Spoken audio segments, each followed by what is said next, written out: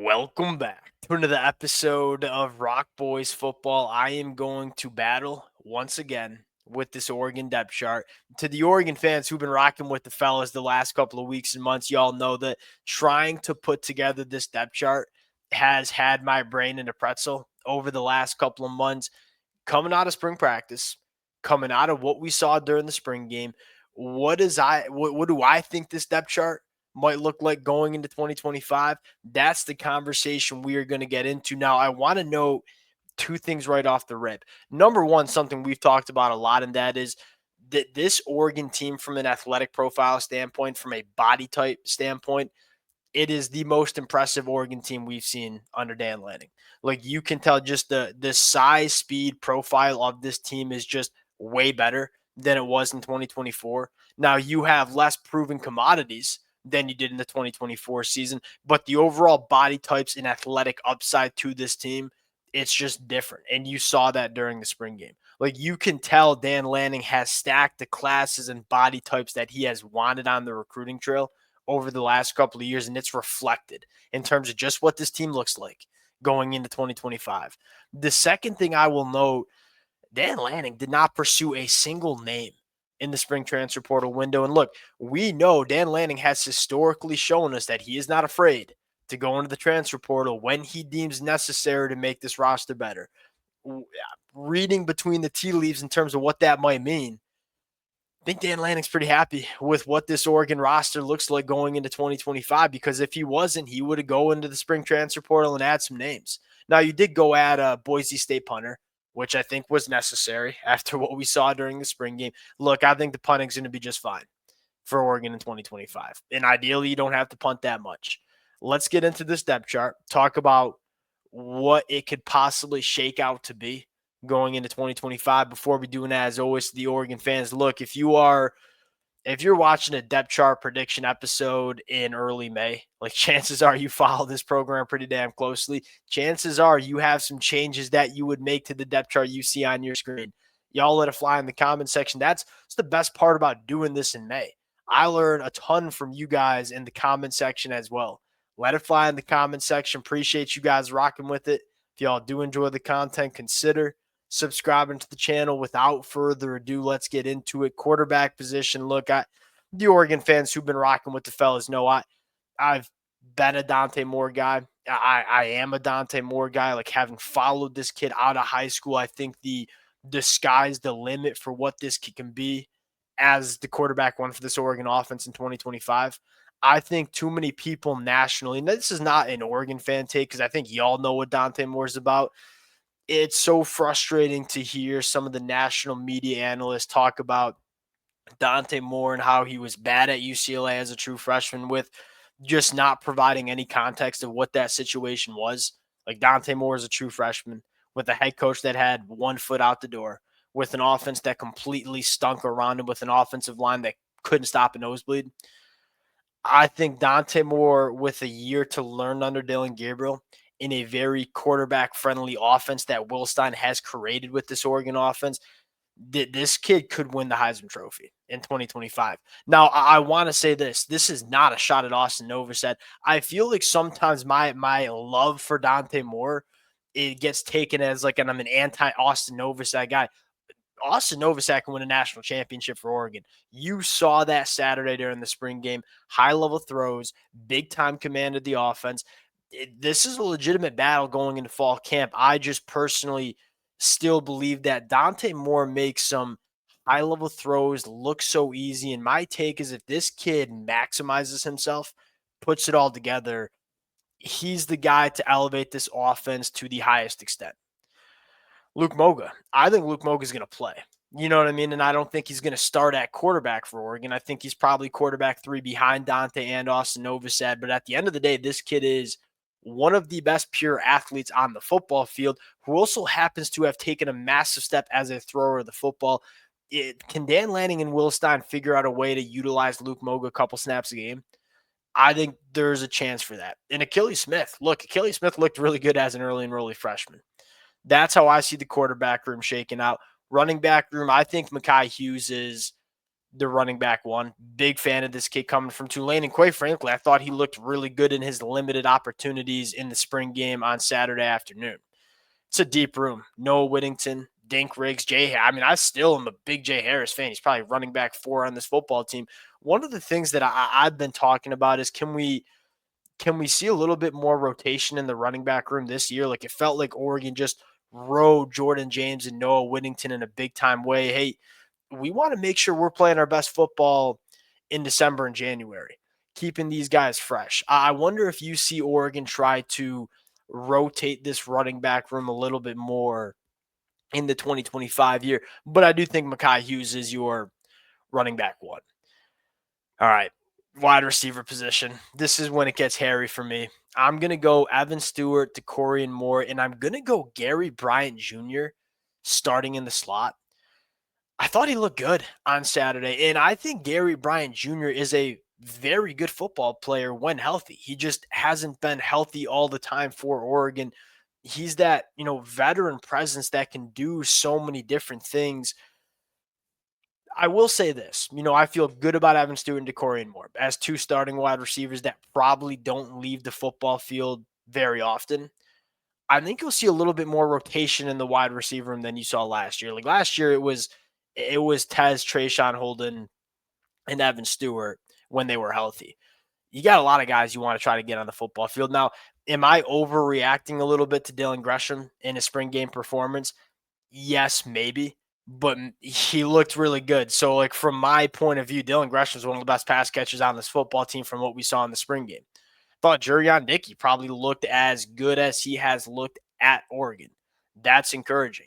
Kyle Casper, Jeremiah McClellan, Malik Benson, like all of these guys can play. And here's the thing that I think excites me the most. Each of these guys has kind of unique set of traits, right? You look at Malik Benson, burner, 10-4 guy. You look at Kyle Casper, big time catch radius. You look at Dylan Gresham, really good route runner. I wonder if you can kind of rotate these guys based on how you want to attack an opposing defense from a week-to-week basis. I do think Evan Stewart and Dakorien Moore are going to be your guys that don't leave the field when healthy. Tight end, Kenyon Sadiq. I think he's the best tight end in the country going into 2025. Y'all know that. Offensive line, I think you have a pretty good feel of 4 to the 5 starting positions, right? Isaiah World and Alex Harkey starting at tackle. Thought Alex Harkey looked good. Alex Harkey looked good going against some good edge rushers in that spring game. I think your tackle play is going to be solid. And that was a little bit of a question. Like, can we replace Josh Connerly and Johnny Cornelius, like 2 high-level NFL tackles? I think Oregon did that. On the inside, Poncho and Emmanuel Pregnon lock the door, throw away the key, starting guys on the inside. Matt Bedford, Dave Uli, probably a little bit of a position battle, but again, both guys that have played a decent amount of football, been within the program now for a couple of years. I think this Oregon offensive line, look, if you would have told me 4 months ago when the season wrapped up that this Oregon offensive line could be better in 2025 than it was in 2024, I would have said you're out of your damn mind. I don't think that's out of the question for this unit going into 2025, especially with how good we feel at the tackle position. And look, Janoris Wilson, that's a really good tackle 3. Last year at times I was nervous about the tackle depth. Like, hey, if Josh Connerly or Johnny Cornelius go down, what's this offensive line going to look like? I think you feel good about Janoris Wilson kind of being that 3rd tackle to step up if something happens to your starting tackles, which is important when you're a team that wants to win 16 football games and win a national championship. That's how I see the offense shaking out. The only position I don't feel great about is the wide receiver spot. Like Evan Stewart, Dakorien Moore, who's going to be number 3, is probably the question we have going into fall camp. Defensive side of the football. This one's difficult. I think you feel really good about the starting defensive line. Mateo and Tatum on the edge, Amari and Bear on the inside. I moved Matthew Johnson all the way up into the 2 deep as a freshman. This kid, he's a little bit of a different flavor, right? Jericho Johnson, Tyon Gray, like some big body 2-gappers. Matthew Johnson, a little bit undersized on the inside. Dude is a freak athlete, and you saw that during the spring game. And Matthew Johnson wasn't just feasting with like the bench guys. He was beating some legitimate good offensive linemen in the spring game. He was all over the football field, making a lot of plays, really disruptive. I think he's going to be a role player on this defensive line. The biggest takeaway here is we're deep, man. Like Mateo and Tatum, they're going to be top 50 NFL draft picks. Elijah Rushing has taken the step, like very, very clearly. Blake Purchase, I think, has taken a step. Ashton Porter was probably the most active defender in that spring game that we saw. This is a deeper defensive line than we've seen for Oregon. And I think it has some real upside when you start having the conversation of, hey, we got maybe like three top 50 NFL draft picks in Mateo, Tatum, and potentially a guy like Bear or Mari Washington. That's another position where the athletic profiles look a little different. Like this defensive line that Oregon has going into 2025, just like taking a look at them, they look like the defensive lines that Georgia had under Dan Lanning as defensive coordinator. That should fire up a lot of Oregon fans. Linebacker room was probably the biggest winner coming out of spring. This was a position that I probably thought was the worst on the team. And look, that's not a shot. It's just like this Oregon team is really good. Doesn't have a lot of position groups that are bad. You looked at the linebacker and said, is it national championship caliber? Bryce Betcher, Devin Jackson, like two guys that, Devin Jackson just continues to get better as a football player. Bryce Betcher, this is his first full year of like playing football, I think, since he's like been alive. I think he's always been a baseball guy in the spring. So that excites Oregon fans. The story for me was what you saw from the younger backers. Jerry Mixon, Braden Platt, Dylan Williams. You have like your two guys that we think are going to be starting in Bryce Betcher and Devin Jackson. You got some young cats that are getting better quickly and nipping at the heels. That's what Dan Lanning wants this linebacker room to look like. And we got some veterans that are experienced and that have played, but we want these young cats pushing those veterans. And I thought that's what you saw from Jerry Mixon, Braden Platt, Dylan Williams.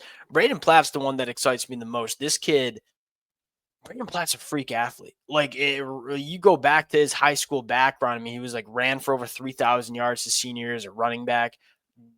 Insane track and field numbers. Like the athleticism that Braden Platt has is big time. Now, does he kind of translate that to being a good football player? I thought you saw the flashes of that during the spring game. Secondary, you have, I think, 2, maybe 3 locks here. Dylan Tieman's probably the biggest lock. Like, he's going to start at safety. I think Ifio is probably a bona fide starting boundary cornerback. I think Jaleel Florence is probably the other one, but you have Naheem Offord. You have Theron Johnson, like guys that are legitimately pushing. But I think that's probably, you feel comfortable about those 3 guys starting. I think at nickel, it's probably going to be Jaden Kennedy, the transfer, Dalen Austin potentially. And what you could see Oregon do, and we'll just live play with this. You saw Kingston Lopa play a little nickel. I think Kingston Lopa could maybe play a little nickel. And then look, the riser that I have here is Trey McNutt. To me, what you saw in the spring game, like you got to try to figure out a way to get him on the football field. The biggest storyline here is the depth and talent is off the charts for Oregon, very similar to how we talked about the defensive line. Like this secondary in terms of the athletic profiles is what Dan Lanning was looking for. This is arguably the biggest storyline outside the quarterback position that Oregon has going into 2025. You saw them lose to Ohio State for a lot of different reasons, but I think the biggest reason is you just had defensive backs that could not match up with guys like Carnell Tate and Jeremiah Smith last year. Oregon, you want to win a national championship, you have to have defensive backs that can physically hold up against some of the better wide receivers from teams like Ohio State and Texas. You look at the whole entire secondary, it's a bunch of guys that are 6'1 plus that go sub 11 in the 100-meter dash. It's a big, long, fast unit that athletically can hold up to some of the best wide receivers in the country. That's by far the biggest takeaway in the secondary. I have no freaking clue what it's going to look like, but it's hard not to have blind confidence that it's going to be good because the talent and depth is certainly there for Oregon. You're telling me the 5 best guys that win the jobs coming out of fall camp, they're going to be damn good football players. I'm not sure who those 5 are going to be, but I'm pretty sure it's going to be a very good unit for Oregon. I think that's, outside the quarterback position, probably the biggest storyline for this Oregon team.